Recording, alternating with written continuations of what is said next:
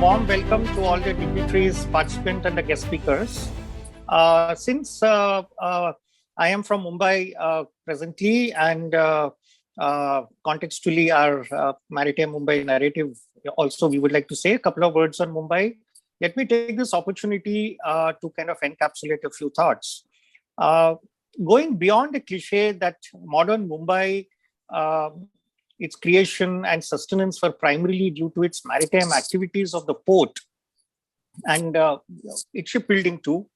Let's go beyond and try to dive a few more layers. Mumbai maritime narrative, in fact, has an ancient layer which is probably lost now. That's Sopara, the Roman trade. We've had a medieval a layer which is Vasai Portuguese and Mahim. And modern Mumbai narrative is very vibrant and visible. In fact, it has three distinct iconic institutions encapsulating behind their walls, the high walls, the Naval Dockyard and Navy's institutional areas, the Mumbai Port Trust, and the Mazgaon Dockyard shipbuilders. Mumbai's naval and merchant shipping histories have evolved diverse trajectories over 200 years in a relatively cramped and conjoined geospace, and several of our habitational areas, urban planning, and railway initiatives have evolved around servicing the great calling of the seas. From mid 19th century and 100 years thereafter, especially after founding of the Bombay Port Trust, and given simultaneous developments in steam propulsion, the opening of the Suez Canal, and colonial economic network, Bombay's port operation became central to key global maritime routes connecting Europe to South Asia, Southeast Asia, Australia for passengers, cargo, and defense purposes alike. Like several other pre-modern ports in the world being replaced by modern ports, Mumbai Port has shut down certain erstwhile historic docks like Princess Dock. You saw that in the background behind me when I began. And Victoria Dock is also closed. Merweather Dry Dock is closed too, but continues intensive operations at the offshore terminal, the DCT, the Indra Docks, the Balat Pier, and Hughes Dry Dock, etc. Mazagon Dockyard Shipbuilders, it's a separate institution. It's a key public sector defense establishment with half a century's achievements in building great modern naval ships. And of course, the Naval Dockyard and the INS Angre, the latter on the site of the former Bombay Castle, continue as vibrant operating nerve centers of the Navy. Thus, Mumbai has evolved, shed a few skins, changed its skyline and use of its seafront, adapting to the ever-changing dynamic demands that can only be serviced by the high seas. No longer do the colonial businesses of great bales of cotton or cotton textiles or opium cartons or indigo cartons rule the sea trade demands. The empire's trade monopolies are long gone. The mills have shut down too. And as we just mentioned, large port infrastructure is now functional on opposite side of the creek at JNPT that services needs of a modern, vibrant industry and commerce nationwide. Today's program, we will invite each of the speakers to share a few thoughts about their respective research and experience. And I would invite Somi first. Hi, Somi. If I could start the discussion, considering that there is no live operational port in Alapura now, what was your approach and what has been your experience in researching, recreating, and envisaging about exhibiting the port history in your museum? And how did you go about it? And what were your challenges, if any? All yours. Okay. Thank you, MMS, for this opportunity. And I'm very happy to see everyone.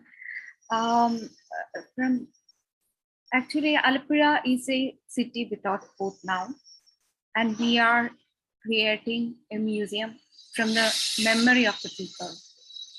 So if you're taking in the consideration, I think I will answer the question through my slides, like what is the aim or purpose of why we are doing our Alapura Maritime Museum? What is the mission or what is the vision behind it. So basically, Alapura is part of the southern coast of Indian Ocean, or which is very historically very important. And Romans used to come to India for trade. You know, and the research says the picture is about Lady Phoenix we got from Pattanam research, which shares about our link with Rome.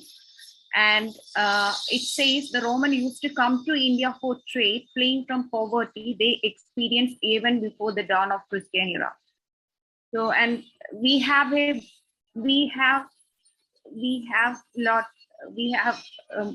our own ports in our our own ports. We have our own history boats, Ratindis, Musiris, Naikanda, Bakara, where on the Malabar coast, where some of the ports which traders from Roman Empire had vibrant commercial relations. As Pliny says, Musiris was a premium emporium of India, and it was a heaven of vessels from various parts of the world, reported by the author of Periplus of the Erythraean Sea in the 1st century. So we have a history which is we have a long history of trade, we have a long heritage, we have connection with around the world, which gives this our maritime heritage, our maritime museum, very important. And the Strabo, writing the time of Augustus Caesar, says 120 ships left for the east every year from Egypt port of Moyes Hormuz. So the picture says about Busiris Papyrus. It is an agreement between a trader from the Malabar coast and the Alexandria. So Mortimer Wheeler, in his Rome Beyond the Imperial Frontier, speaks of merchants from Rome coming to India from now and therefore carrying pepper and other spices, especially pepper, to Egypt in the 2nd century BC, and affirms that pepper from South India reached the Mediterranean in considerable quantities in the early part of the century. Sankham literature also speaks of the import of gold to Musiris and export of pepper in exchange.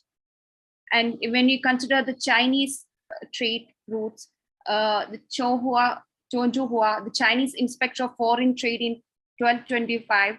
Wonderful. This is the recent excavation. This we got from Musiris Pattanam excavation site, which tells about our link with Rome before in the early centuries. It's called Lady Phoenix. That was I was talking about, and this is about the Musiris Papyrus, which tells the trade agreement between the Malabar coast and Alexandria. So we were talking about the Sankham literature, which talks about the import of gold to Musiris and export of pepper in exchange. So when we come about Chinese relation, our relation with China, we used to pay a lot of things between China. We still have a lot of place, and we have names related to in a lot of towns have names related to China. So Marco Polo, in his record, seeing several Chinese ships from Malabar laden with 5,000 to 6,000 baskets of pepper in each of them. In addition of pepper, traders shipped cotton fabric available at Calicut in exchange of gold, silver, copper, ceramics, clothes, spikenard, etc. Ibn Battuta mentioned huge Chinese ships with 600 sailors and 400 warriors on board. Chinese were frequented in the port of Quailon, Calicut, and Ely. According to Fahison, Calicut was main area of call for Chinese fleets, which was an entreport for the ships bound to Persian Gulf, Arabia, and East Africa. So it's in all these travel records, it's very evident that southern coast was historically very prominent, and we have a rich heritage. So this is the background why we are starting a maritime museum, which shares the history, which connects history to the future generation. So it's a special significance to note that the items brought by the traders include tin, lead, quicksilver, procline, silk, besides copper, because they are constituents of alloy metallurgy, particularly bronze casting. So I just want to share that we used, even the early centuries, we used to have a established system. We used to have a established trade link with an international economic route. So we have a rich heritage which we want to show through this maritime media, which we want to show through our maritime media. So Arab travelers suggest that Arabic trade relations had involved networking with local people, leading to formation of Islamic communities in Kerala coast. Misri's heritage projects have conserved Cheraman Masjid, one of the oldest masjids in India, and we have restored it. And in the picture, we can see Chenamangalam synagogue. We have a long-term relation with Jews. We have Jewish settlements. We used to have Jewish settlements in Kerala. We have Jewish synagogues in Misri, and Alapura also connected to Jews. So the history says the Basil Gray certifies that Jewish merchants played a significant role in trade in the Malabar coast. The Geniza documents we got from Cairo from 8th century testimonies this fact. So this was the pattern of the trade before the colonization. Before, we used to have trade with Rome, Arabs, Chinese, Jews. So we used to have a strong heritage. We used to have a strong link. And after the colonization, the pattern changes.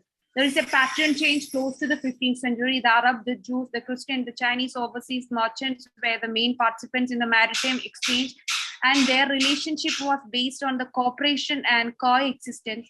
Competition was seldom aggressive. The advent of the Europeans upset this balance, for their aim was to establish the monopoly, which led to conflict of interest and rivals among the merchants.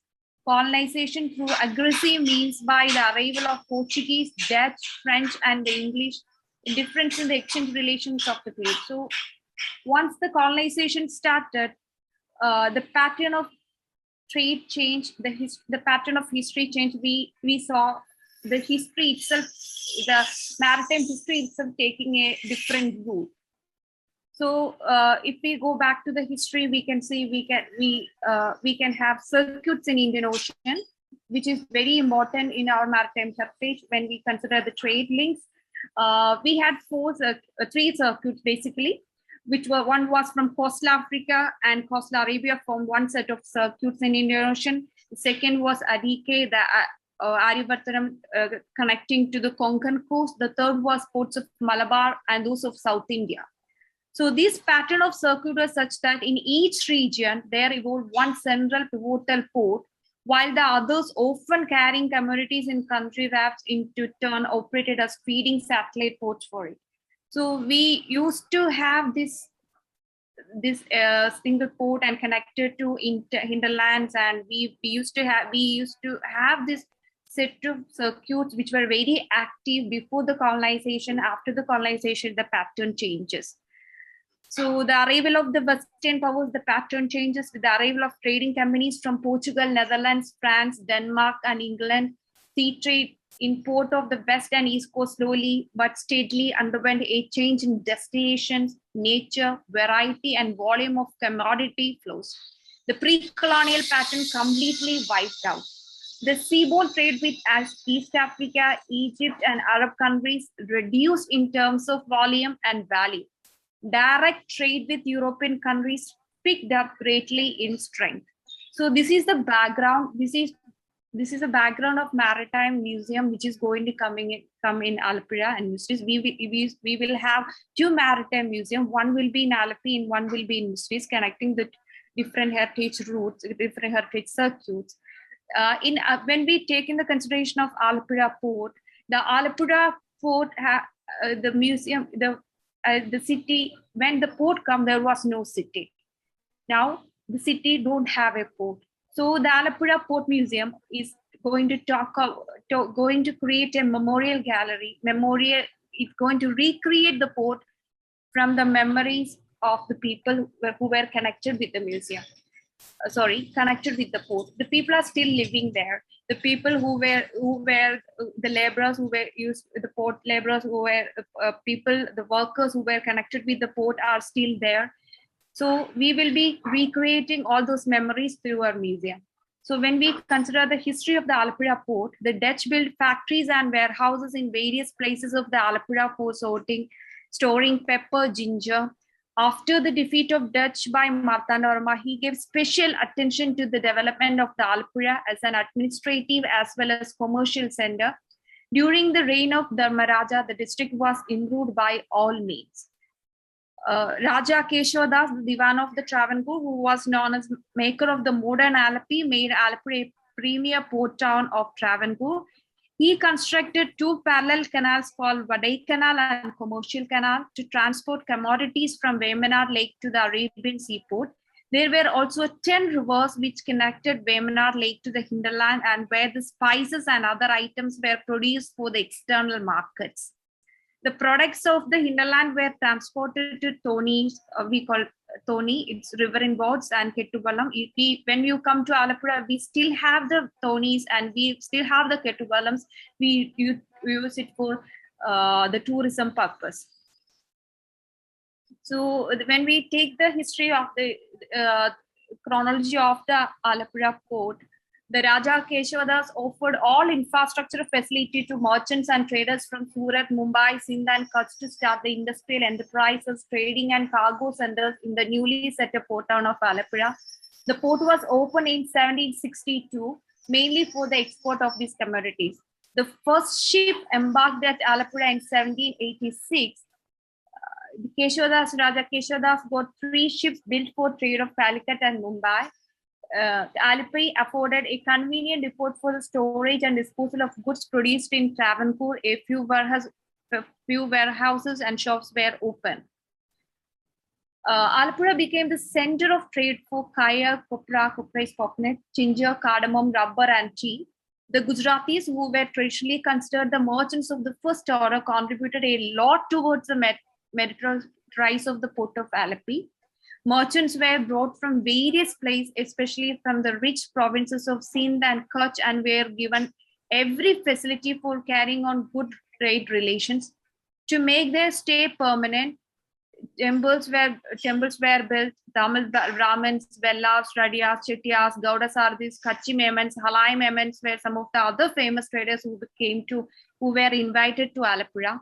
Some of the rich and influential merchants of the present day Alleppey are descendants of these traders.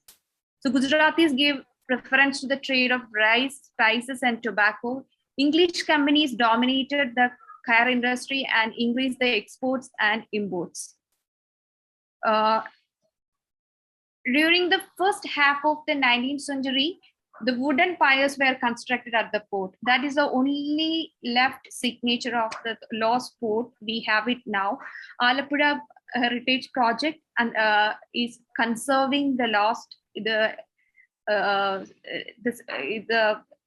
deteriorated sea pier now. This sea pier is to load and unload commodities to and from the ocean-going vessels was also added to the infrastructural facilities of Alleppey, which port later changed with iron pillars.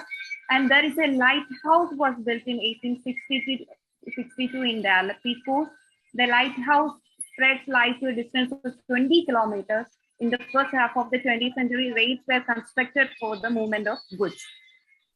So slowly, the intensity of trade exchange in the port of Alapura saw a drastic decline after the rise of port of Kochi. We can see the chronology, like in the 1935, only 390 vessels came. Then 1966, it reduced to 150 vessels. Then after 1979, 1 vessel came in exporting kaya. Following the departure of the ship, the port again fell into the doors till November 18, 1989. Then on again, February 1989, 2 more ships with rice and wheat came. Then the last ship came to the port was a steamer in 1991. After that, the trade activities in Alleppey fell into slumber. So that's the history and chronology of Alapura port. That's how a port rise without a city and went into slumber without a city. So when the port was in its high peak, during its trade relation, it had created a lot of, the kaya industry was in its peak. in this, but unfortunately, once we lost the port, uh, all up everything related to the port also went into deterioration. We can see in this picture, this is a port go down. It was in a complete deteriorated stage. And Alapura Heritage Project took over all the places related to the maritime heritage of Alapura, and we are conserving it under the Alapura Heritage Project. We can the Raja Kashodas who constructed Vadai Canal, it was in a it was completely lost. Now we cleaned it. We are a canal cleaning was going on, and now we can see the picture. It's beautiful, really beautiful, and we restored it and we are conserving it. And this is the Halai Maiman Masjid, the old masjid, and this is after the conservation. We can this Halai Maiman Shauka Masjid is on the on the shore of commercial canal, and we can see this is one of the port gallery. I mean port go down. Now it has we have conserved it and restored it, and it's now it's going to one of the part of our maritime museum, Alapura Port Museum. It will be one you can see in the picture. It have restored. So this is the seapier which have with the balance of seapier which have it now, which tells the stories of old seaport. And this illustration tells us how it is going to change, how once the conservation process is over, we are going to have a lot of museums there, Museum of Care History, which is all related to the maritime heritage of Alleppey. So once all these museums, Museum of Care History, the Living Kaya Museum, Yarn Museum, Gandhi Museum, Labor Movement Museum, Maritime Signaling Museum, Gujarati Heritage Museum. So once all these museums come up, it will rewrite the narrative of the history of Alleppey. It will reimage the Alleppey. So this is how we are going to rewrite the history of Alleppey, reimage the history of Alleppey through history, and we are going to connect to the future. I hope. Wonderful. That was really nice, Somi. It was so interesting. Actually, I was listening to it very closely. I have been to the Cochin sector, the south sector of the Muziris very closely, and all that Patnam and ahead. And I've been to Alleppey separately too. But I think a few years ago when I visited, I was not aware of this. So I think this gives me a great reason to visit again and get educated on all this all over again. It was, thank you. I think that was wonderful. We'll continue this sessions, first and then have a joint QA. So this was great, Somi. So thank you so much. Thank you so much. Wonderful. Welcome, Ria. See, basically, your institution, as we understand, has rendered great yeoman service to maritime profession since its founding. And it's still a live, contributing educational center that draws a legacy from its association with famous maritime trade pioneers. What has been your approach in showcasing your exhibits and narratives to the students? And how do you connect the dots between the early founding years in colonial times and to the present context in a totally different world, a modern world with completely different maritime aspects? So probably you could just educate us on this, please. Yes. First of all, good evening, everyone. Thank you for this wonderful opportunity. I think the answer to that question lies within the journey that the Heritage Institute itself has had. So I'd like to take you through the highlights of that journey. Marine Museum Nhava is an institutional museum and is a part of T.S. Rahman Institute. On the left is the picture of Campus Nhava inside the yellow lines, and the place marked in red circle is the location of the museum. As you can see, it is located right next to the sea and has mangroves on one side of it. The left picture is of the museum taken in 2012. It was the centenary year for the museum. I'll start with the Institute of T.S. Rahman. It specializes in nautical engineering training catering, and hospitality, and is run by Sir Mohammad Yusuf Seaman Welfare Foundation. Its story began in 1910 when Mr. Haji Ismail Yusuf, the son of Mr. Haji Ashram, the owner of Bombay Steam Navigation Company, started a small school cum orphanage at Rashid Mansion, Burli, by donating 2 lakh rupees for the children of the sailors who had served for the BSN company. The orphanage back then had 9 students, and they were provided training to be sailors as well. In 1912, Mr. Haji Ismail Yusuf passed away, and his son shifted the school to Nava, as it was found that the seafront at Burli was not good for the training of the children. As you see on the right, the colored picture is Mr. Haji Ismail Yusuf, and the black and white picture is Sir Mohammad Yusuf, his son. In the same year, 1912, Sir Mohammad Yusuf started a small museum in one of the rooms of the Marine School building, and that's how the museum came into existence. The picture that you see on the right is the Marine School, or as it was upgraded to Marine College in 1928. The 3-storied building was earlier the residence of the Wadias, the master shipbuilders of the British period, and has been into existence since 1860s. It was later occupied by the Yusufs in 1883, along with the island of Nava, and it became the residence of Haji Ismail Yusuf.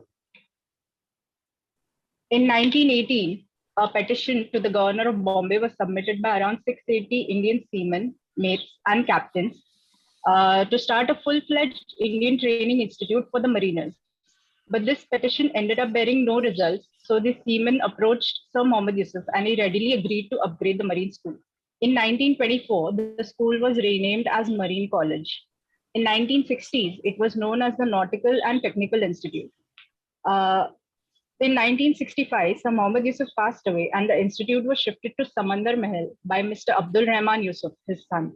On the right, the building you see is the Samandar Mahal. It is now used as LKM School, Lady Khatun Mariam School, which is a CBSE school, and it was named after the late wife of Sir Mohammad Yusuf. Unfortunately, in 1968, Mr. Abdul Rahman also passed away, and his son, Mr. Abdul Rashid Yusuf, took over. The task of converting the old Marine School building into a full-fledged thematic museum was taken up by him with the help of Dr. Sadashiv Gorakshakar, ex-director CSMVS Mumbai. This is one of the old pictures of the Marine College from 1928, the students, their uniforms, and the ship models that they've created. This is the Marine College garden. The fountain that you see in the picture is still part of the Marine Museum garden. The collection of the museum dates back to late 19th century CE. Sir Mohammad Yusuf's personal collection of stamps, coins, memorabilia connected to BSN Company is the oldest collection of the museum. The stamps that you see on the top right corner are part of that collection. Sir Yusuf himself peeled off the stamps and displayed them for the students to see and learn. Mr. Abdul Rashid Yusuf, the late father of the current chairman, retrieved the family heirlooms, photographs, maps, and documents. Models of famous boats of the BSN Company were collected, along with the photographs chronicling the growth of the island of Nava, its unique marine education and charitable institutions. The ship in the photograph is the model of Lady Nyasa, the first ship of BSN Company. The family memorabilia, including the period furniture, arms, and Sir Mohammad Yusuf's personal correspondence, was also restored. Now I'd like to take you through the galleries. The first gallery on the ground floor is the Heritage Gallery. It showcases the maritime history of India from Indus Valley civilization to the Mughal period through panels, photos, paintings, and ship models. This is the Maratha and British period gallery. It has ship models belonging to the Maratha period, like the Fatimar, which was earlier a trade ship but later converted to a warship and utilized in the fleet of Kanoji Angre. And other ship models are SS Hindustan and SS Enterprise, which was the first paddle steamer of India. On the right, you see the replica of a nautical chart of the Red Sea painted on textile belonging to a Kutchi mariner. It belonged to early 19th century and has script, writing in Kutchi script. This is the Wadia Gallery. It is a dedication to the master builders, and it has 2 ship models. The first is HMS Mindane, on which the Star-Spangled Banner, the America's national anthem, was composed by Francis Scott Key, and the other one is HMS Trincomalee, the oldest ship afloat in the world, and both were built by the Wadias. This is the Machwa display. Machwa was the smallest vessel of the Maratha Navy, and it is also used as a fishing boat on the coast of Sindhudurg. This is the Bombay Steam Navigation Company gallery on the first floor. BSN Company was started in 1865 by Captain Joseph Augustus Shepherd and Mr. Haji Hasham. The company soon grew popular on the west coast and ran successful ferry services from Karachi to Mangalore. The gallery has on display some of the old instruments from the BSN Company ships, like the Old Islam and the boat models. The model that you see on the right is SS Vaitarna, also known as Bijli. It was the first electrified ship on the western coast of India. This is the navigation gallery. It was designed to resemble a bridge of the ship. It has on display some of the old shipping instruments like the Decca navigators, satellite navigators, etc. Training Ship Rahman Gallery highlights the stages of development of the institute and has on display two old school registers from 1960 and the belongings and medals of Mr. Abdul Rahman Yusuf. The BSN Company in 1952 was amalgamated with Scindia Steam Navigation Company. This company was founded in 1990 by Naurattam Moraji, the textile businessman, along with Walchand Meerachand. And their first ship was SS Loyalty, whose journey on 5th April 1919 from Mumbai to Europe created history as it marked the first completed journey of a ship belonging to an Indian shipping company against the odds created by the unfair British policies. This day, 5th April, since 1964, is celebrated as a National Maritime Day. The ship that you see on the right is SS El Medina, which was a passenger ship built in 1937.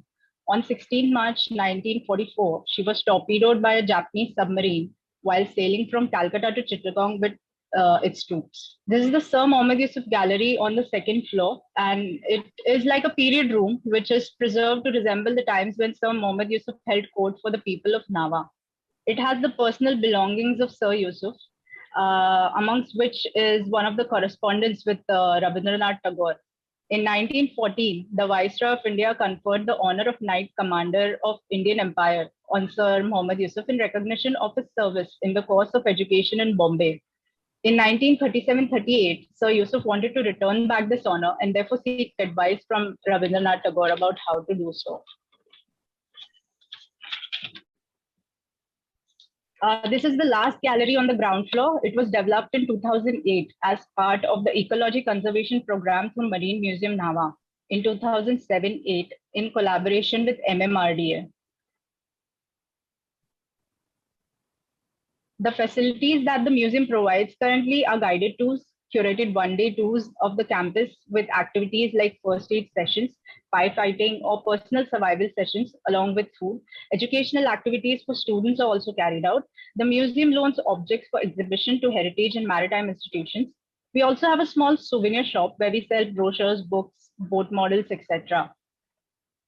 The museum began as a tool for the students of a small marine school, and an effort is being made to carry on with the legacy of Sir Mohammad Yusuf by providing it as a support for maritime training students to educate themselves about the maritime industry. It is a space to preserve and showcase the rich maritime history of India and to spread awareness and educate the general visitors about this rich maritime history. The goal of the museum is also to preserve the history of Bombay Steam Navigation Company and the Yusuf family and to highlight their contribution to the field of shipping and maritime training. So that is the journey that the museum traces from being a residence of the family of a shipping company to being a marine school and then converting into a museum to highlight and to preserve that history. That is the importance of Marine Museum of Nava. Thank you. Awesome. That was really very interesting and very informative. And this is very diverse and brings together a lot of themes in your galleries. It's really nice. With that, can I then move on to Neha, please? Let's kind of understand your hypothesis and your recommendations. Considering that museums, we all recognize that museums need to go beyond the basic need to just preserve and exhibit the artifacts. We do need good narratives to be able to give a good learning experience to visitors and visitors across various levels. So in your research and analysis on museums, what has been your hypothesis and what has been your finding as to how much information is optimal in a public museum, considering that you have a fairly heterogeneous audience visiting? Some days you may have expert visitors, someday you may have students, someday you may have different casual tourists too. So how does one find the balance between too less and too much information in visual documentation of the exhibits? So that's something which we would love to hear from you. So to answer your question, and mine is basically what I'm going to talk today is on naval maritime museums.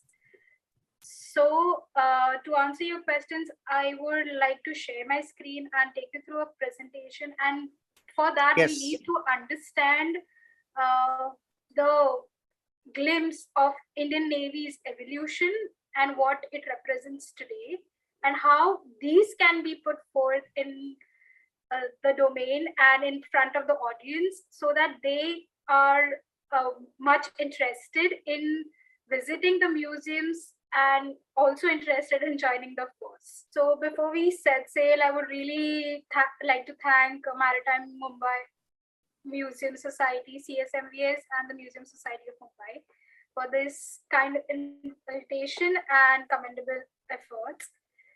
I would also like to thank all those who have helped me and guided me to navigate smoothly. So as we know, the Indian Ocean, covering about a fifth of the maritime space, has the longest history of seafaring. India's long coastline has always been a centerpiece for trade and international affairs. The Indian Ocean was controlled for a century by the Portuguese during the 15th century. The Dutch arrived on the soil in 1595, followed by the French, the British in the 17th century. Though the initial motive was trade, these merchants or the others who arrived wanted to loot India for her bounty and really enslave her as their possession. So on 5th September 1612, a squadron of warships named Red Dragon, Osiander, James and Solomon, under the command of Captain Thomas Best, arrived at Surat. This event led to the formation of Indian Marine in 1630, which protected their trading territories from indigenous powers as also from their European counterparts. The East India Company owned navy trounced over the Portuguese and established a foothold in India. In the 1660s, the city of Bombay gained more importance and the Indian Marine shifted to the city of Bombay and was renamed as the Bombay Marine. The 18th century saw resistance of indigenous powers, Marathas and the Angriyas towards the English. The growing maritime power of Sarkhel Kanuchi Angre hurt the Western powers, and their control on the western coast of India ended when the British aligned with the Peshwas against Angre. In 1829, the Bombay Marine under the East India Company changed its name to Marine Corps, and within a year it was rechristened to Indian Navy. The 19th century saw influx of steamships. After the transfer of power to the Admiralty, the Indian Navy was reorganized and was named Her Majesty's Indian Marine. The loyal services earned them the name Royal Indian Marine in 1892. During the Great War, or rather both world wars, the Royal Indian Marine undertook combatant and rescue duties. The Royal Indian Marine in 1934 transformed to become Royal Indian Navy. Along with it, there were other formations like the Royal Indian Naval Reserve, the Royal Indian Naval Volunteer Reserve, Royal Indian Fleet Reserve, Special Service, and hostilities only. The Royal Indian Navy conducted various operations, built warships, undertook minesweeping activities, and many other phenomenal tasks. After the World War, there were many uprisings in the Royal Indian Navy against inhuman treatment by the British. As India attained independence, the Royal Indian Navy consisted of almost 35 vessels and 11,000 naval personnel. On 26 January 1950, when India became a republic, the prefix Royal was withdrawn and the Navy was renamed as the Indian Navy. After independence, the Navy did expand steadily. Many warships were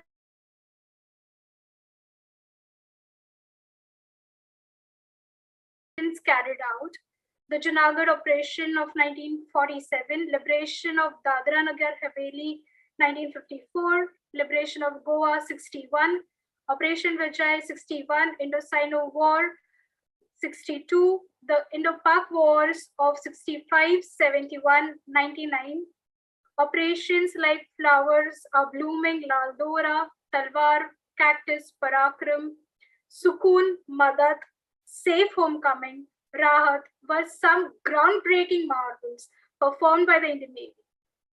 Today, Indian naval forces ensure the good order and stability of the Indian waters and beyond. So the journey and exploits of the Indian Navy continue as we speak. The induction of a variety of vessels, the mission for submarines, air wings, operations, secret missions, indigenous constructions, rescue missions, and the role of guardianship to guard the Indian Ocean, sea lines of communications, and many other projects are our nation's identity.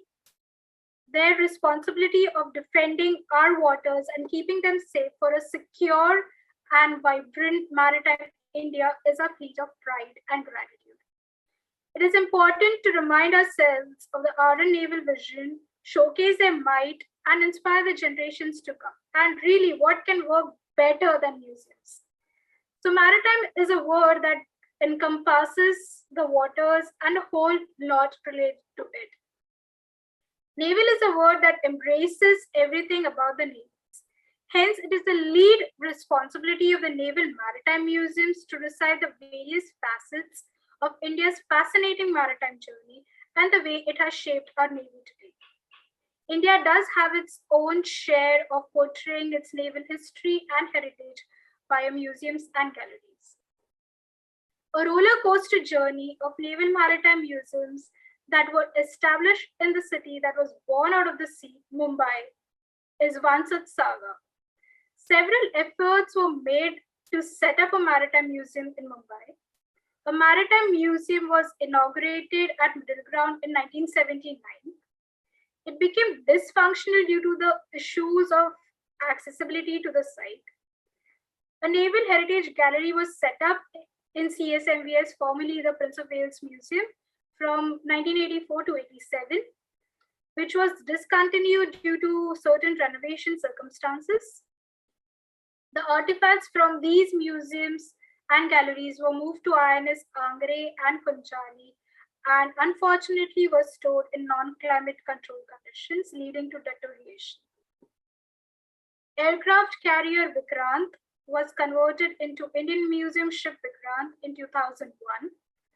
This museum model has been successful since an aircraft carrier was converted into a museum.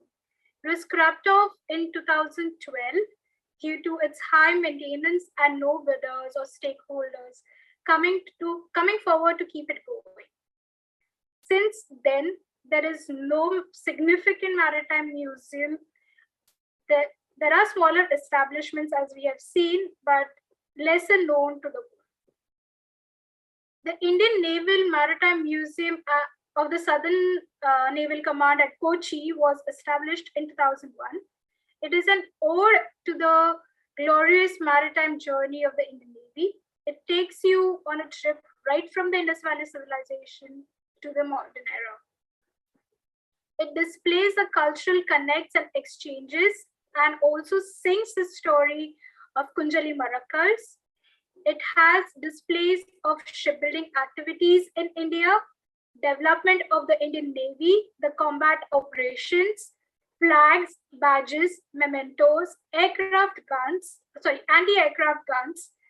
models of warships, torpedoes, rocket launchers, minesweepers, and other fascinating displays include a brass muzzle loading cannon and a century-old anchor. The Naval Aviation Museum at Goa, one of its kind in Asia, was inaugurated in 1998. It preserves the history and legacy, traces the growth of naval aviation. It has displays of aircrafts right from the time of World War II. The aircrafts in this museum breathe the air of the destruction of Chittagong Port, destruction of enemy navies, and the Indian Naval's aviation's finest arms that flew under the waves of war. So although these museums are fine efforts, they lack in setting a flow to engage the audience, are my observations. These museums do not conform to the best standards of museology due to being a unidimensional naval initiative. The artifacts lie in non-climate controlled conditions, leading to their fast aging, deterioration, and microbial damage. The setup of displays is very basic. There is low use of modern technology. The use of audio, video, light, and other interactive activities is hardly seen. These museums are not very well advertised and promoted, and hence lack the footfall of variety of visitors. Indian naval history, as passed down to generations and spoken about in educational institutions, need better coherence. The Indian Navy has understandably remained silent about its contributions apart from those that came into light in news media. Some museums are located in restricted areas while some remain under lock and key with many procedures and permissions for access. There are hardly any activities that engage the audience, and there are no guides or supervisors seen in the museums. The visitors have to find their own way. They lack storytelling towards better interaction with the audience and miss out on narrating a tale or a legend. So most displays, as I saw, were just texts which people cannot relate to, and the vast sea of words remains bookish and is weak in engaging the audience. Some of the information available is technical beyond the understanding of the common man. They need better expressions to widen the viewer's eye and fill their heart with pride. So managing a museum requires, to appreciate variation and to do a fine interplay of methods and resources, and which is an immediate need in the museum. Ex-IMS Vikrant became a successful model because an aircraft carrier was converted into a museum, and it being a fascinating view captured the audience. So it was like stepping into the Navy's heart, feeling like a hero and leaving with an unforgettable souvenir. INS Karsala served the Navy for 31 years, and after her decommission, she was converted into a museum in 2002. Located in Vizag, it is the first submarine turned into a museum in the whole of Asia and second in the world. Various parts of the museum of the submarine, like the radar room, sonar room, control room, weapons used during the war, are at display.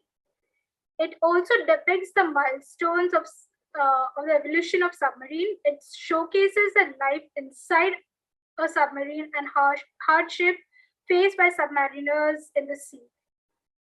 There are a few guides who explain the history and activities of the museum, giving a sense of living of the submariner's life. The Samudraka Naval Marine Museum, Port Blair, maintained by the Navy, is another success, dotting history, geography, anthropology, archaeology, and marine life of the island, creating awareness.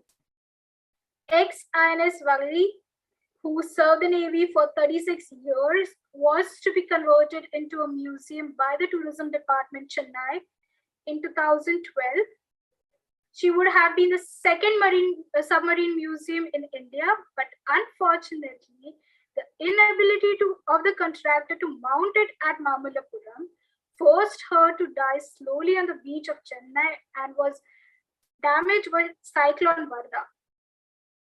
So naval ships, submarines, boats, aircraft, stations, they make a classic display and they preserve the vessel from being scrapped out. They may not necessarily be saved because of nostalgia, but they could be saved as representative ones through which one can trace the path of naval maritime technology.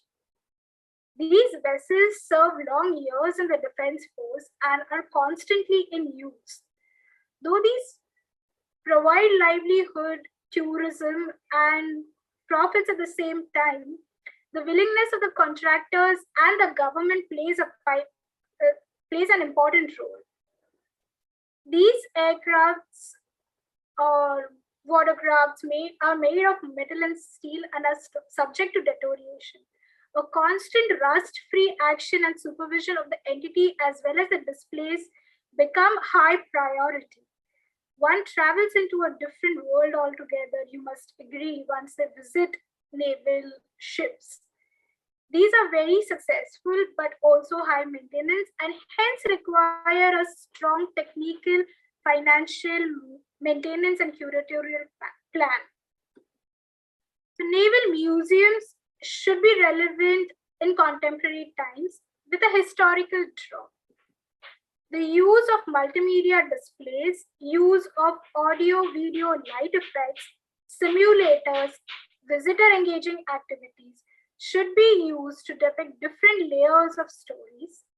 It should highlight the rich maritime tradition of India and its evolution through ages with the use of artifacts, maps, photographs, captured or surrendered objects, ship or boat models, and display of what happens in war zones and during wars, narrative of a person's life should be displayed in a manner where there is an excellent orator, where there are short movies shown, where the visitor is engaged in first-hand experience of what happens at sea and during combat.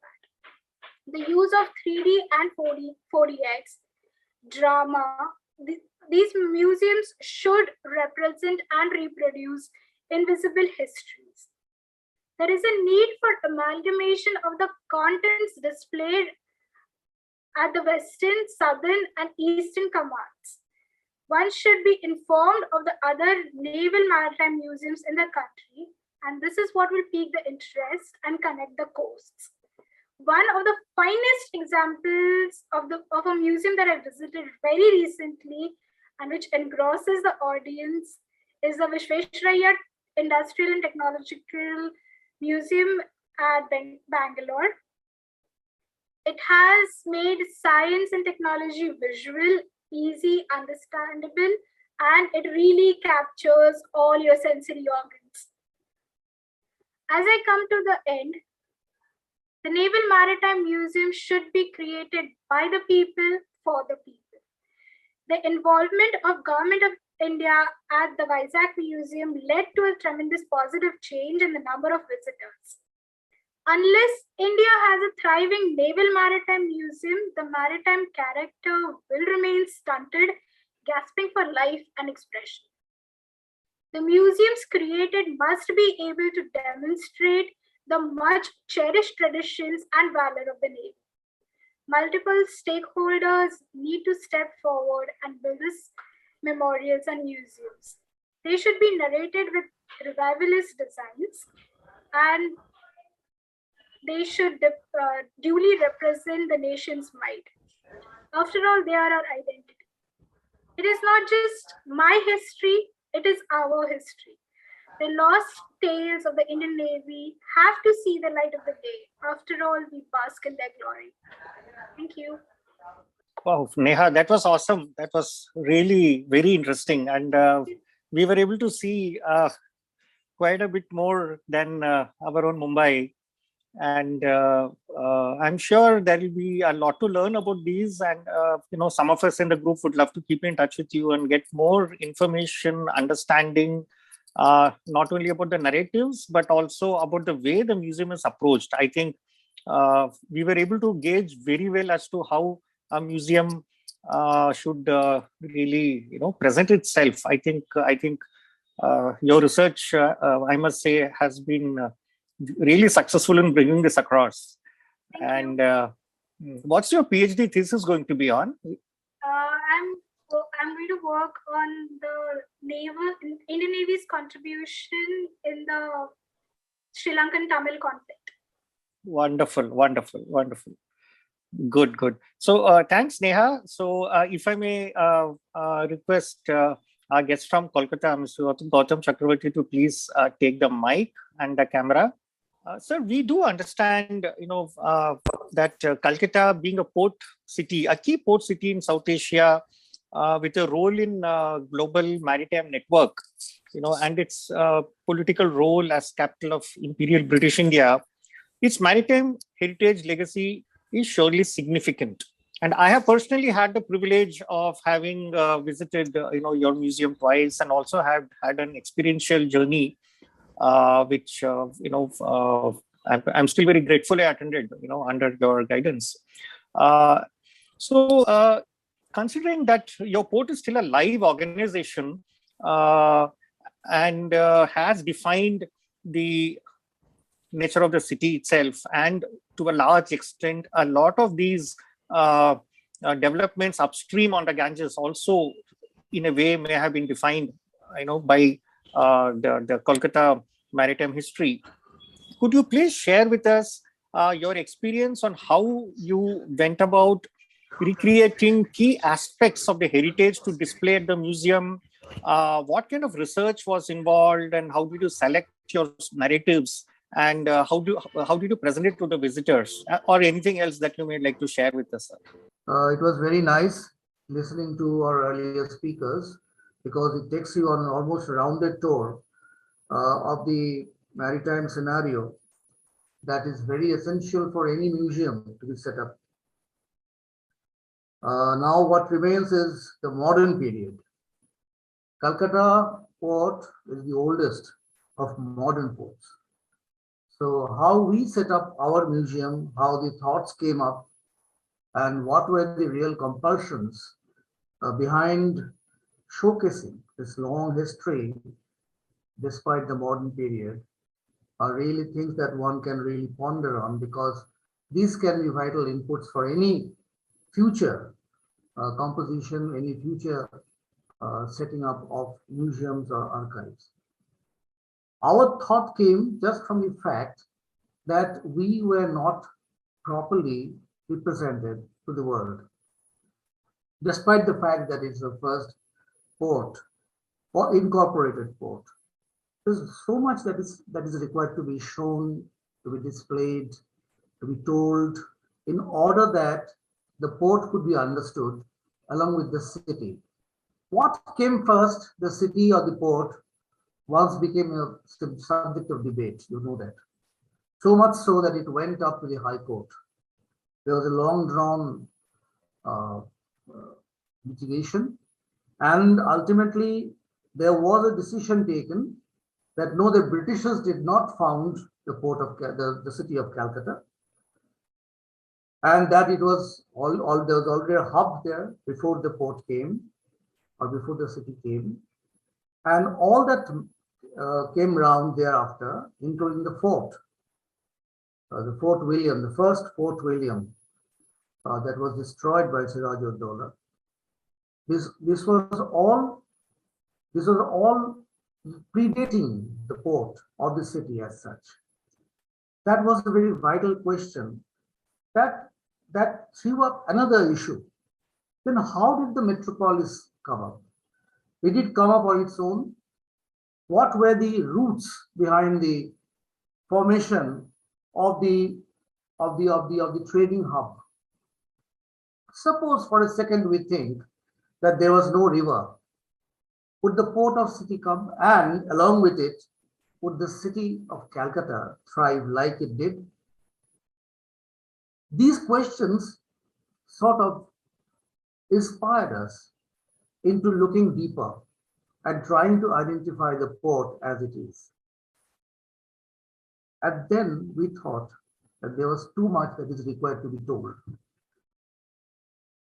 In the process, we first decided that we should go into the archival reserves or the reservoir that existed within us. We decided that we'll first build an archives of ours, and we tried to look into our own reserves, or inward look, you might say.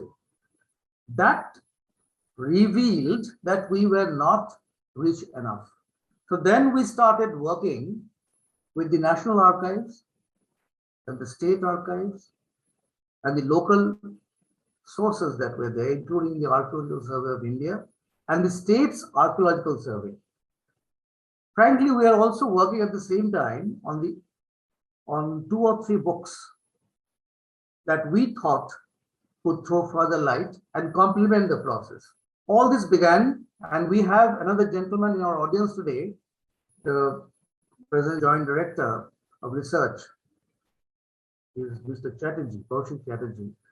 He was also with us in this process of our going to the archives and finding out relevant material that could be brought down to the museum that was about to be erected, set up, and complement our archives with that borrowed information. Now, always, whenever you do a research, you go for the original, but at least a place where you can start working for people who come to the archives or the museum. We thought that the very essential segment in the total complex of the museum, we didn't call it museum, very frankly, we called it the Maritime Archives and Record Documentation Center, MARC. We thought that the archives would be a very important segment in it. And so we started building the archives first. At the same time, trying to ferret out what is there all over the country, what is relevant, and what can be displayed in the visual part of the archives or the documentation center. So it was a complementary process, the archives complementing the visual part, that is the museum, and vice versa. That was the first thought that inspired us into going for the museum. Now I go for the visuals here that I have in the PowerPoint. So to say, what were our primary driving points in the entrepot of the Port of Calcutta that we wanted to show to the intending visitor to the museum or the archives. To begin with, to say that the Port of Calcutta is the oldest port is not enough. We have to say that it is the only riverine port. And it draws a parallel, perhaps, in the ancient period only to the port of Lothal, which was one of the tributaries of the Sabarmati flowing from near Ahmedabad. Now, to begin with, this is the first slide where I talk of this. I just refer to the Ganga, or the holy river, which takes on the name of Bhagirathi.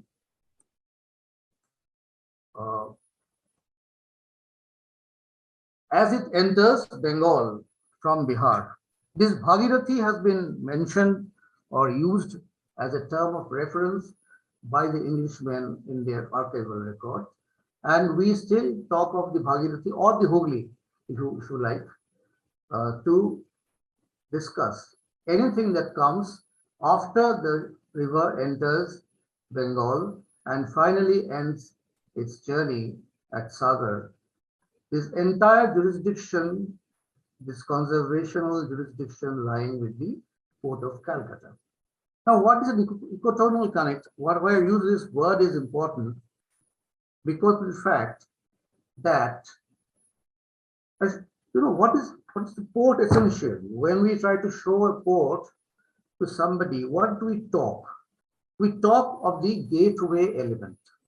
That means there is a continuous exchange in terms of trade, in terms of commerce, in terms of humanity, in terms of maritime exchanges, in terms of naval exchanges. and so on and so forth. It's an economic, socio-economic scenario that keeps on evolving for a city and its hinterland through the port, which is why it is an ecotonal connect. Calcutta port, so to say, has had an ecotonal connect with the rest of the world in many ways than one. So it is a very historic gateway, frankly. And our archives, as you asked the question that you keep asking, and the question that goes beginning, what will be the best way to show? This will be the primary focus of a port's museum, to show the ecotonal connect between that port and the rest of the world. That is the first thing that we thought would be important and our driving principle. I come to one particular aspect here. We have referred to these things in our museum. What is this? Why do I show a storm? You know, it is like a Satyajit Ray film. If you go to the Ravian films, you will see that there is always an up and a down, quite like the ebb and tide of the river. This is a very, very wily river, you know, with the tides, the swells dictating everything about it. There was a time until the late 19th century when there were no docks. What are docks, by the way? Why do you talk of docks and jetties? What were the logistics behind it? Well, one more primary focus of a museum. The logistics that dictate the arrival of docks is the logistics and the compulsion to give safe harbor to ships on a very, very tidal river, as tidal as the Hooghly. Here a swell can rise up to say 4 to 5 meters at a time, making the working of a ship almost next to impossible. And to cap it all, to compound it all, were the cyclones of those times, the horrible cyclones, which you do not see any longer.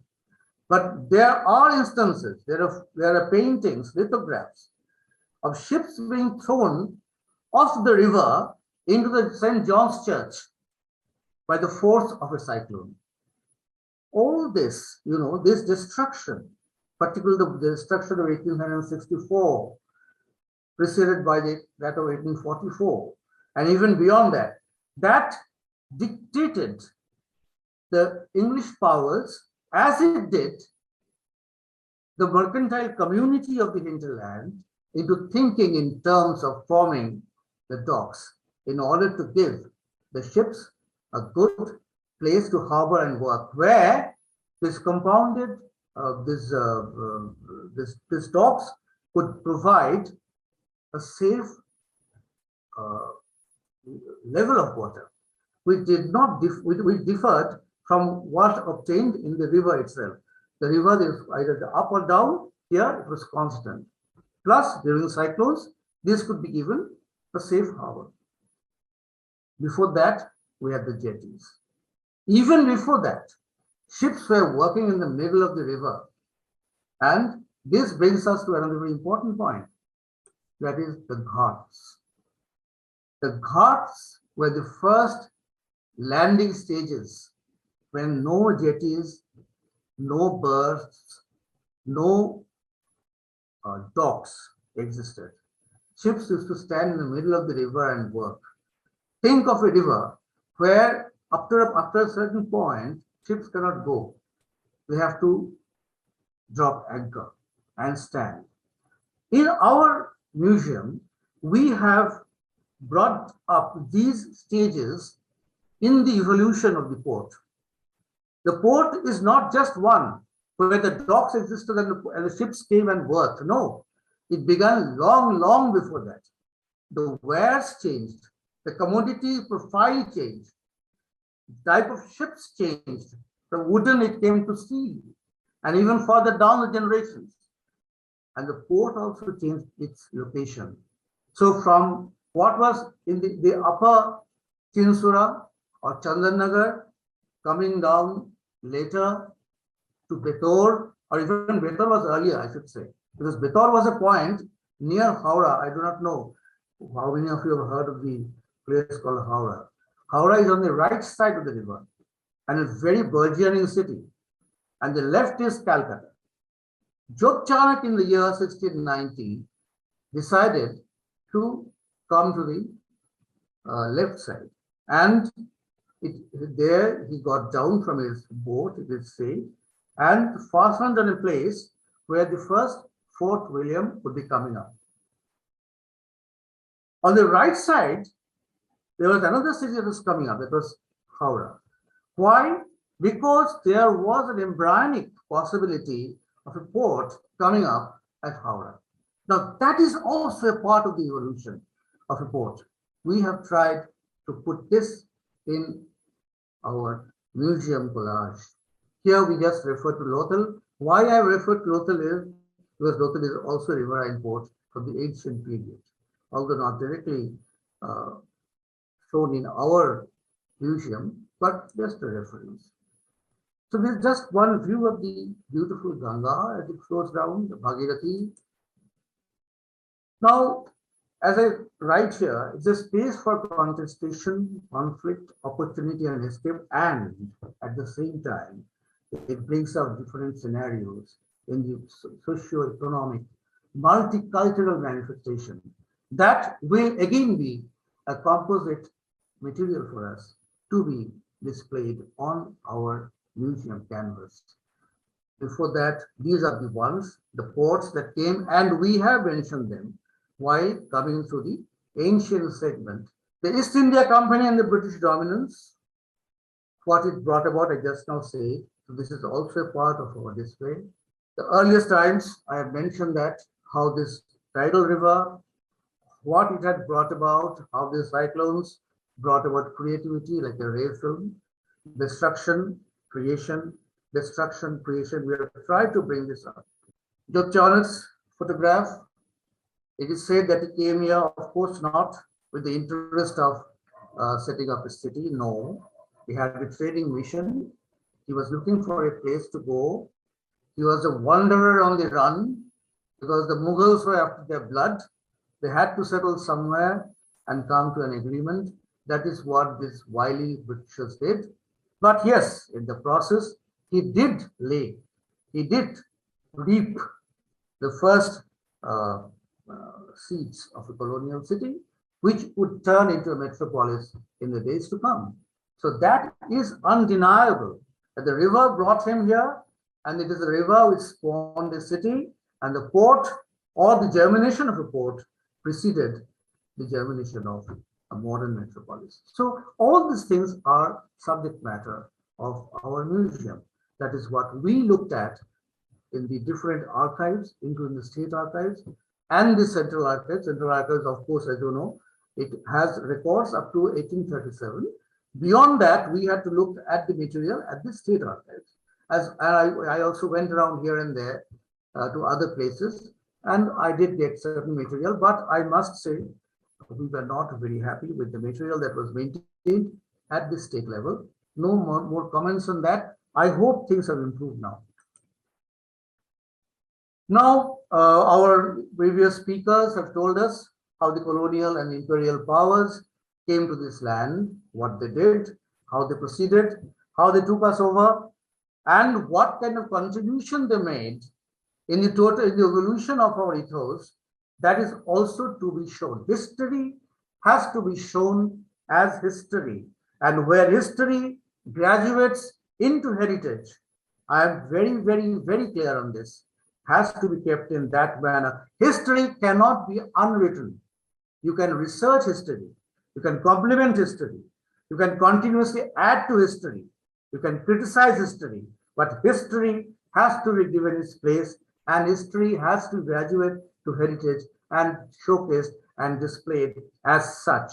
Whether we call somebody a Lutera is unimportant.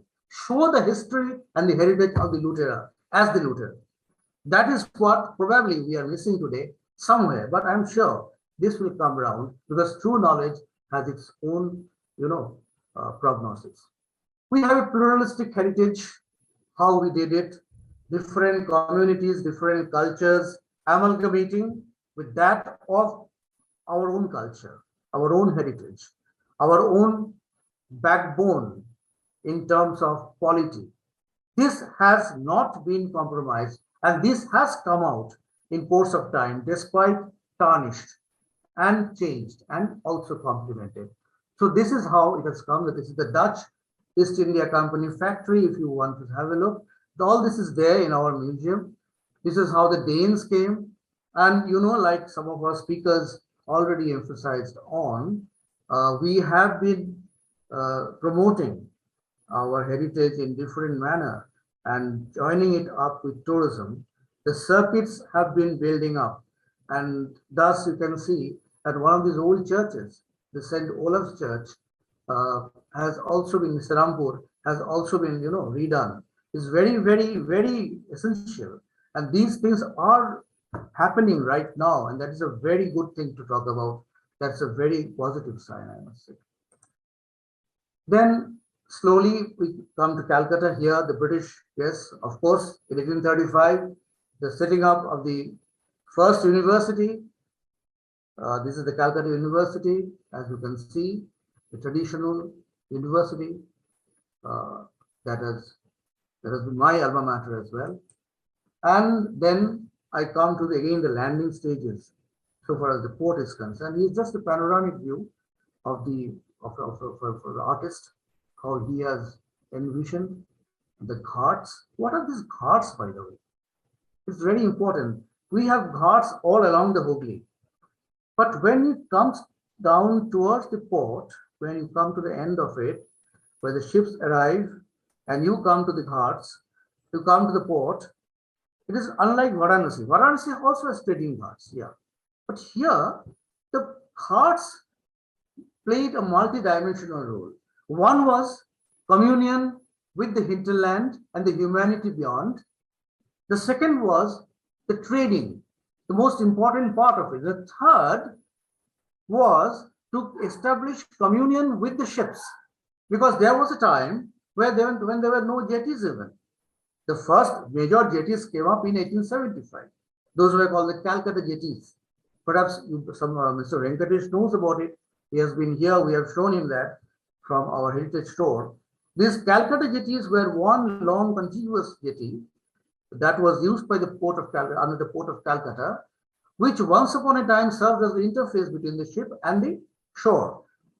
But even before that were the ghats, the very many ghats which dotted both sides of the river. Why I talk of Howrah again, on both sides of the river, that helped in building up this trading relationship with the ships. A place called Betor, very interesting. The Portuguese, as somebody was referring to, the Portuguese used to come, the ships used to stand over here. They used to do trading for a very brief period of time. At Betor, they would be setting up their hutments, and when they left after the season, they used to burn them down. This itself is stuff of history. This itself, this kind of dynamism, the dynamism of a trading scenario, that itself has found focus, that itself has found place in our museum. That is what we've tried to do. And these ghats, still today, they elicit a lot of interest. Even a couple of days back, I was asked to review a documentary that has been made only on the ghats. So a few days back, somebody made another documentary. He has taken my detailed interview on that, on ghats. And these are very important things that one will have to emphasize on. This, for example, this river itself, we talk of the logistics of the river. Can you imagine when you talk of a seaport like Mumbai or Chennai or Madras, to be more precise, when you talk of them, they are seaports. But this is a river port. And what about this river? I won't go into much of a detail, but this river itself has changed course at least 3 times, leading to the fact that these ghats had to be reconstructed one after the other. The first was probably by somebody with an endowment. Then he goes. Then the port commissioners are asked to rebuild the ghats, and they rebuild the ghats. And there is a huge legal debate as what is to be done with the land that has come up as a result of the ship of the river moving away from there. This is very interesting. The same thing has happened in Mumbai also. Not exactly this way of reclamation, but there were very many litigation at Mumbai itself. And here also in Calcutta, these records go begging to be consulted and displayed, I repeat. But this is stuff of history that we had a long winding, long chapter when there were litigation after litigation only on the ownership of the land that has been thrown exposed by a shifting river. So these are all very interesting things that one can talk about. I'll go a little faster. Uh, Now, this is one more thing. The Americans, all these flags of different nations, the imperialist nations, the Iberian powers, they used to flutter on the river once upon a time. What a lovely picture it used to be. If you read Rudyard Kipling, you will find some description of this place. What a lovely description he gives. In the middle of the night, you sit at the Lal Bazaar tavern, and there's a song coming down. There's a song, there are certain strains from the river of sailors singing a song. Everything was clear, nothing else but Raj Bhavan and perhaps a part of the rotunda, the writers' buildings, and the rest is all open with some trees, a clear sky, and you hear the sailors singing from the river. So those were the days, and you need to tell the modern citizen that this is what Calcutta was once upon a time. This is how it evolved. It was not like Rome. It was not built in a day. I go to another point. The first ship that comes is interesting. A photograph, a lithograph is there of the 1891 ship that entered Khidirpur docks. I was talking to you about docks. The docks came up only after these huge cyclones. Earlier ships were the port were all handled on the either jetties and before that at the ghats or in the middle of the river. The first docks came up in the year 1891, and this is the first ship that you find standing over there. Is a ship called Lucy. It's a schooner actually, which is standing. These are the first jetties of the Calcutta docks, of the Khidirpur docks. After Khidirpur docks came the Subhash docks, earlier named King George's docks. That was in the year 1928. Here's a small glimpse. And then 1977, our sister docks, that is the which was called the Haldia Dock Complex. These two together make the Calcutta port, Kolkata port, and now the Shama Prasad Mukherjee port, the Kolkata dock system, the KDS, and the HTC. This was formed in 1977, and it has also crossed 50 years, making it eligible, giving it the entitlement to be shown as an integral part of the history of the port and the city of Haldia. Now we come to another phase. I was talking about humanity being transported. A huge chapter, huge chapter. This started in the year 1834. Again, I repeat, there were no embankment, no jetties, no docks. In the middle of the river, the ship stands, and you bring hundreds and thousands of people from UP, Bihar, Punjab, Assam. In bullock carts, mind you, even the first train hasn't come before 1854. They come in bullock carts, they come riding, they come walking, and then there is no Howrah Bridge. The bridge came in 1874. I'm talking of the pontoon bridge. The pontoon bridge is one bridge that floats on the river, and it remains closed during daytime and opens at night time in order that shipping can pass. That is how they used to come down. And if you go to the first records of indentured labor immigration from the Indian soil to the colonial plantations, you will find that the first depot was located at a place called Bhavanipur. We have tried to show that also here, as well as in the books that we authored on the history of the port of Calcutta. A lot of it has been reflected there. I go faster. The second memorial that has come up, this is by the Dutch government and the Suriname government.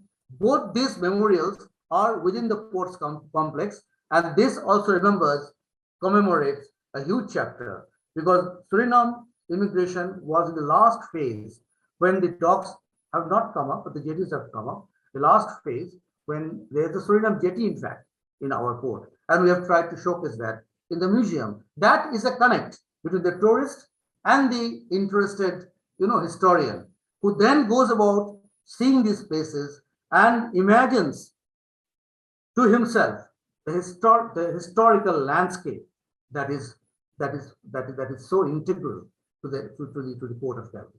Now we come to the museum. How we have done it. Here is a glimpse. There are several things that are important. How we have empaneled the history of the port, how we have set up the artifacts, etc., etc. This is just a glimpse. You have to come to the museum. Of course, I must say that for the port of there is the first museum that any port had set up, any modern port had set up. So we had our own limitations, but we have done it in one of the very old,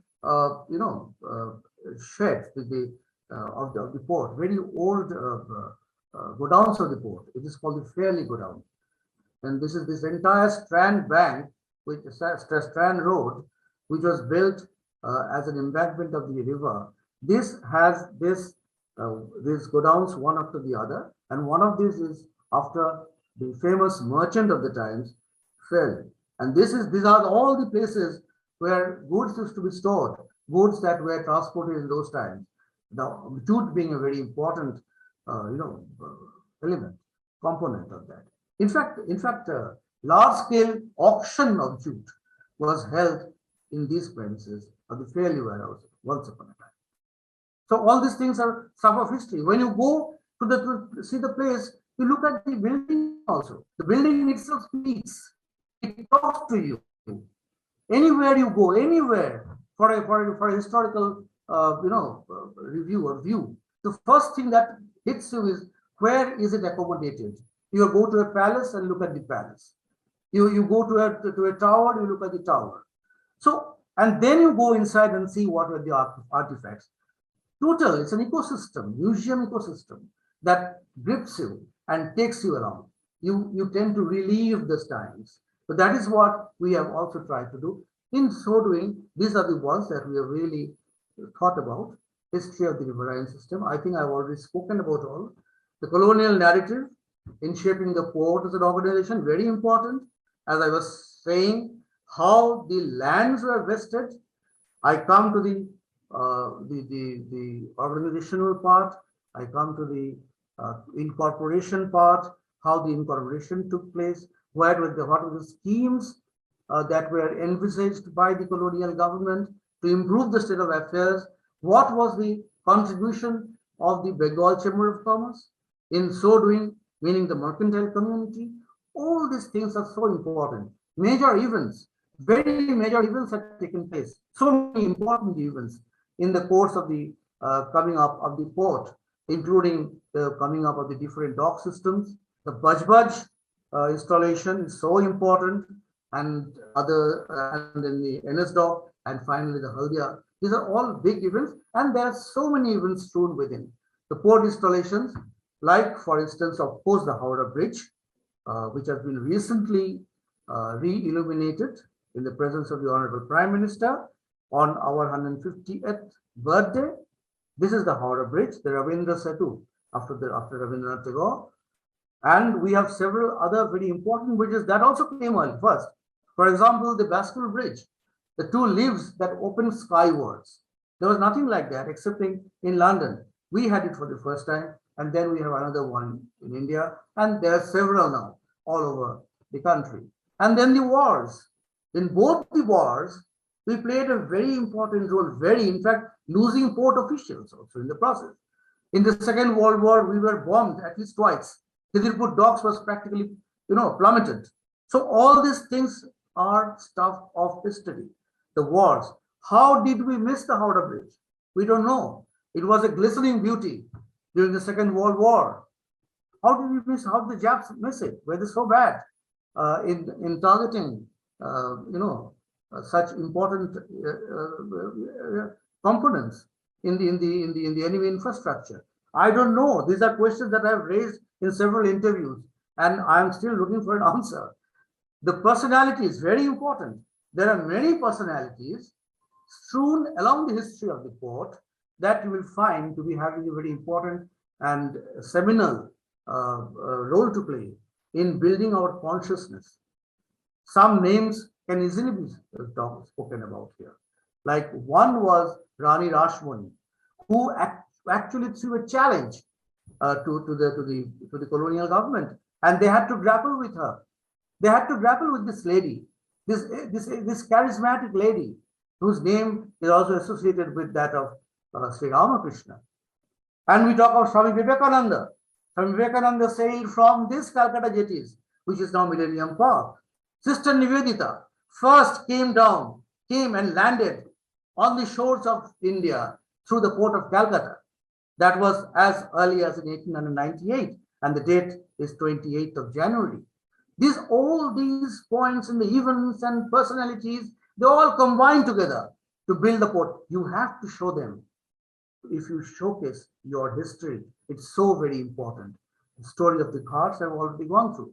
Paintings, yes, it was difficult. I must say, Mr. Venkatesh was also, insinuating at this, what could the difficulties? Yes, plenty of difficulties in getting material that was, very special to the port. The most important is our photographs. We were very, very short of photographs. And then we had to rely on paintings and lithographs of the time that are still with the Victoria Memorial or similar such organizations. I have been to the National Archives, and I had to climb on a ladder and take a photograph from one of the walls, hung on the wall of the National Archive, because I couldn't find another photograph of that anywhere. It was a photograph of the Khidipur docks in the making. So that is how I had to do it. And I brought it down and put it in my museum. So you have to do it, it's like a bee that takes honey from here, honey from there, and sets up his or her museum. That is how we have been trying to do it. Artifacts, of course, are important and more. I won't go into that because I'll take a lot of time then. These are just some of the panels that we have set up. There are about 50 such panels. I have just given a few, one or two. These are just some, this indentured labor and all the things that I have been speaking about, how they went when no docks were there existed. Yes, somebody came down from the Caribbean, a young girl. She's a filmmaker. She wants to make a film. I couldn't help her much, but she gave me a photograph of a boy being transported on a ship, an 8-month-old boy crossing the Kalapani on one of the ships, lying in the middle of the river. I have put it in my book. But that is also the stuff of the museum and how they went. Here you see the condition, something that, picked Mahatma Gandhi when he was on his way from here to Rangoon. From Calcutta port, he went thrice. This is also stuff of history. Who are the ones who went from here? Who are those who sailed? This big multitude, the humanity that went, not just the cargo, the load of humanity that went from here. Also stuff of history and stuff to be showcased. Now is one memorial, a big pogrom that happened, a big carnage. Perhaps it was 1914, and the drums of the First World War had just started beating, and as a part of the immigration policy, a Sikh a vessel chartered from the Japanese called the Kamagata Moru was thrown back from Canada, and it came down to Bajbaj. Ultimately, when the passengers, the Sikh passengers, they came down, the English refused to take them where they wanted to, and they wanted to transport them straight to Punjab by a train, which they refused, and there was a skirmish leading to the death of 19 Sikhs. That was on the very same day the Durga Puja was on, and we had this 19 bodies lying at Bajbaj. In their memory, we have this Komagata Maru Memorial. This is also one of the 3 memorials that we have on the land of the port of Calcutta. And all these have stories to tell that can best be, demonstrated in a museum, the kind of which we have. The Heritage Tour, Mr. Venkatesh knows about it. We began this in 2018, thanks to our present chairman, Mr. Vinit Kumar. And we did 20 tours in 1.5 years. All of them, brimming with very happy tourists. We tried to show them the port from the river and vice versa. This is just one of the shots from one of the tours. We decided we'll have, as a complement to the heritage process, several talks.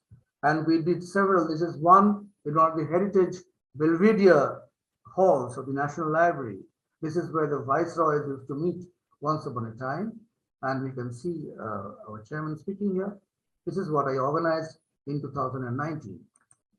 And the dates of birth, of course, we just celebrated one last month in October, 17th of October, our 151st year.